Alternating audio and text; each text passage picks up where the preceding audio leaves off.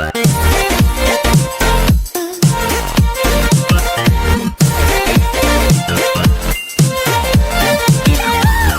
everybody, it's me, Joe, coming at you with the video. I have some unfortunate news this week. We had another unfortunate loss in my family over the weekend. You guys may or may not have seen in previous videos my cat Binx.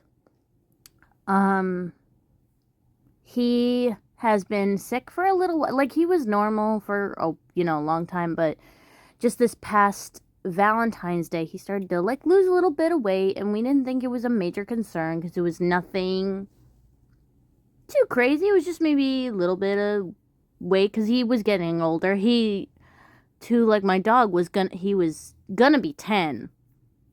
But so at first we put it off because it's like, oh, maybe it's just a fluctuation of weight, or maybe it's because it's age, or we'll keep an eye on him.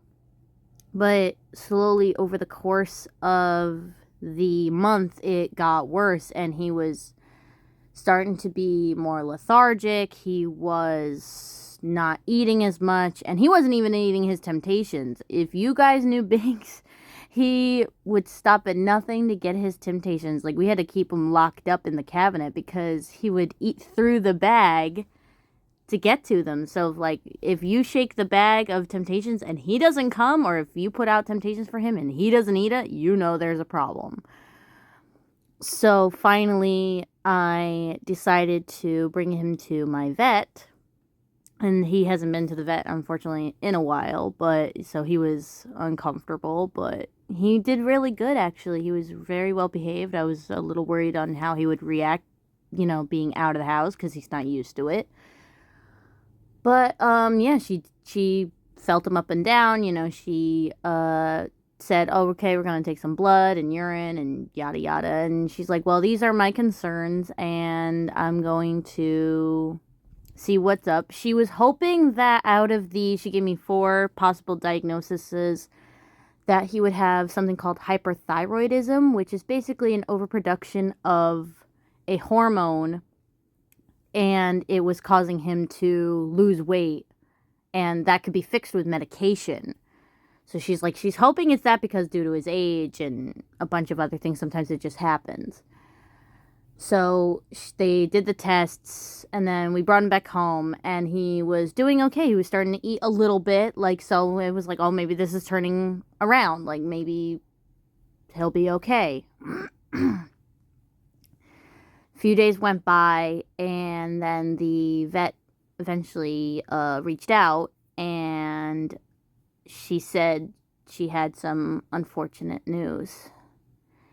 And according to his test, actually most things came out normal, if not actually low. So that's actually an interesting case So unfortunately, out of the 4 diagnoses, one of them was cancer. So she highly suspected that, and I said, well, is there anything we can do for that? And she said, well, there's no blood test to pinpoint oh yeah, he has cancer, at least not for animals, not at this time. So she said there's 2 things we could have done, which was get him MRIs and scans to find out where the cancer is. And then we could have given him steroids, oral steroids, which means you eat them. And they would have made him comfortable until, his unfortunate passing away.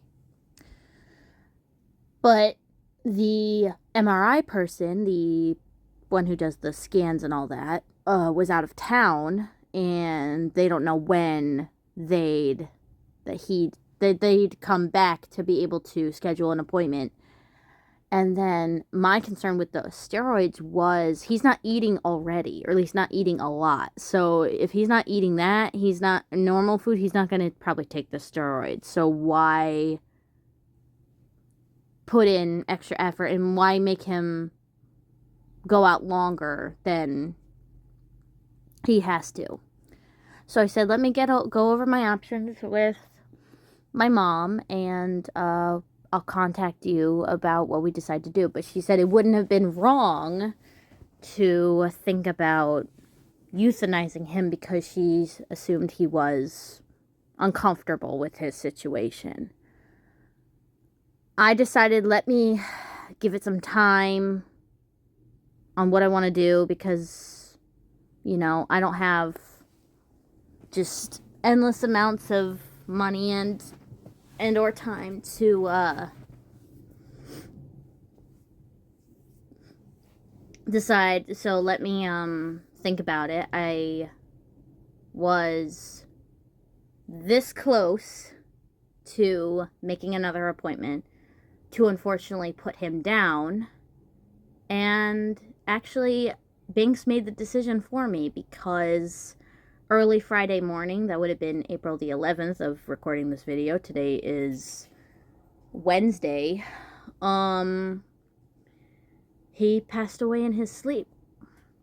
My mother came into my bedroom, woke me up because I was sleeping to get ready for work in a few hours, and she says Binx passed away. And I said, are you kidding me? Are you sure? And she said, yeah, because he looked up at she said he looked up at the ceiling. He was coughing. He looked up at the ceiling, and his head slowly drooped down. And then I went into the living room, and I saw him laying on the chair, and he was gone. There was nothing there anymore.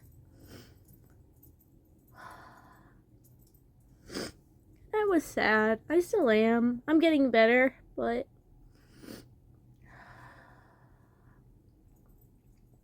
because I had him from a kitten. He was so tiny, and he had the cutest little mew. Hold on, I need tissue.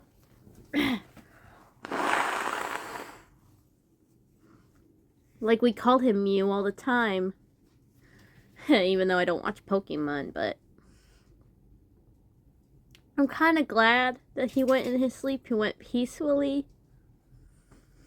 And he was so loved. I loved him so much. He was my baby. You know? He was my cat. Like, other animals have been more my mom's or my dad's. Like, with my more recent dog, it's between, I'd say, my mom and my dad. Not that Reese is not mine, but, you know, it's just different. Because it's someone like that I raised from little, and like, me and my mom picked him out, and but yeah. So we had to we had to see about calling animal hospitals, because what are we supposed to do? It's 1 a.m.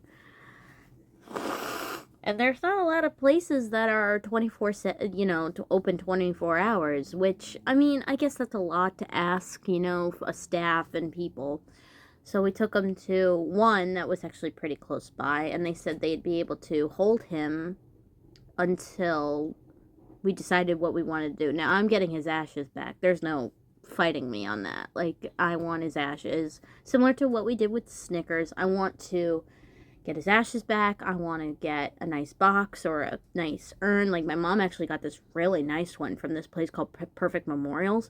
But that place isn't in business anymore. They must have went out with COVID. So I'm actually looking at other possibilities. But yeah, we brought him. Then we called my normal vet that we took him in for the tests in the first place. We let him know that he passed early in the morning. They were great, by the way. They were so kind and gentle, and they so I asked them, do they do the cremation services? And they do. So we were able to pick him up from the place we had to drop him off at, bring him there, and then he's, you know, with their service. They're supposed to hopefully call me maybe in a few days to pick him up. But yeah, so I had to deal with that recently, and it's just been crazy back and forth between him and my new-ish job. I got a new job over the new year, and I've been, you know, getting used to that. Or, like, I mean, I'm used to it now, but, like, you know, it's a lot of work because I work Monday through Friday now. I'm not used to that part. So scheduling his vet visits, and this had to, like, fit into that because I really didn't want to take off of work if I didn't have to. Not to sound, you know, but thankfully I was able to still go to work. But yeah, he would have been 10 this May, so he was like 9 3/4. But yeah, I find it interesting that him too, similar to Reese, not Reese is fine, similar to Snickers, if you guys remember Snickers, years ago, they suspect liver cancer. So I mean, I was getting ready for it. So yeah, I'm sad about him being gone, but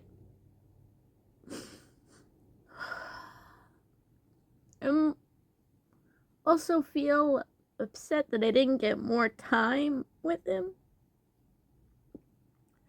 Because cats live a long time. You know, cats live like 15, 17 years. You know, they could live a while. So I feel a little like cheated, or like that he was so like, he was fine. Like no signs up until that February, up until this past Valentine's Day. So I don't know if that means he was fine and then he got it, and then like it was just that much aggressive because he was dead or gone in month and a half, 2 months ish, like maybe, you know. So like I don't know if that means it was aggressive or if it was slow growing and I didn't notice until it finally like got bad enough in February. But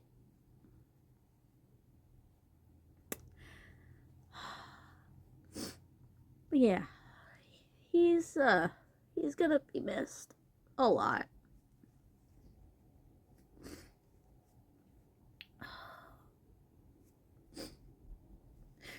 The hardest, believe it or not, one of the hardest things was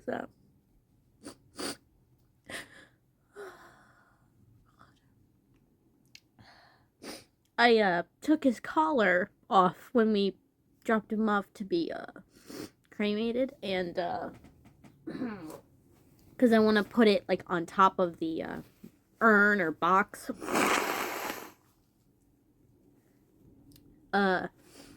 Similar to what my mom has out in the living room for our dog Snickers. And I picked it up, and it jingles because it has a bell and it has its tags on it. And you used to hear that around the house, like when you'd be like Binx, and you'd hear the jingle. When I picked it up, it jingled just like that.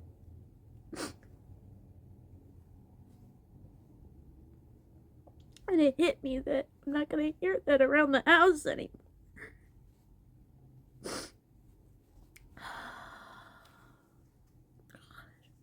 I don't like crying. I'm probably such an ugly crier. Sorry, guys. But this one's really hard.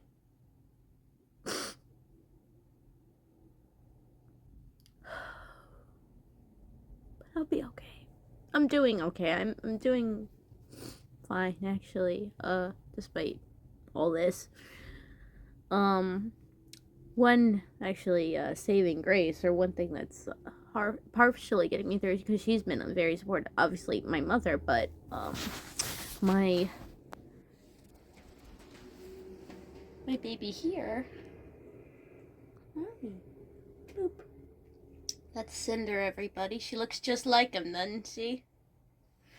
But we rescued her after the new year, and she's been getting used to. She mostly stays here in my room, but the night he passed away, she actually snuggled up with me so nice, and she didn't really like bother me, and it was really nice.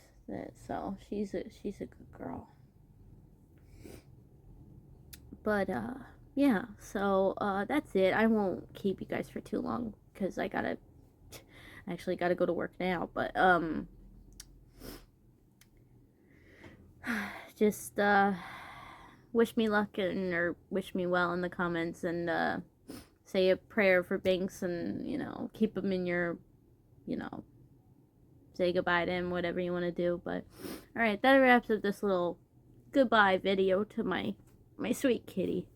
But I'll see you all in the next video. Bye!